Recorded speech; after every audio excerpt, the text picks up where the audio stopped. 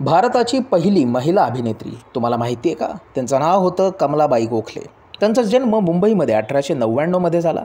त्यांचे आई-वडील दोघेही नाट्यक्षेत्राशी संबंधित होते. 1914 साली त्यांचं रघुनाथराव गोखलेंशी विवाह झाला. मात्र अकालीच त्यांना वैधव्याचा सामना करावा लागला. मात्र त्यानंतर त्यांनी आपल्या जगण्याचा संघर्ष सुरू केला.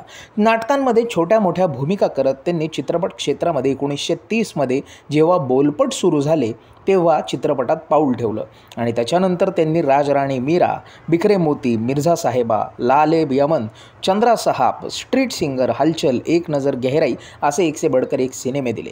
त्यांचे पुत्र चंद्रकांत गोखले हे देखील एक दिग्गज नट म्हणून ओळखले जातात, तर त्यांचे नातू विक्रम गोखले हे देखील प्रख्यात अभिनेते होते.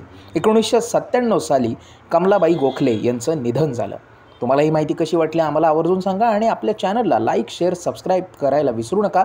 पाहत रहा 1 मिनिट बायोग्राफीज ॲट फिल्मी बुडबक. धन्यवाद.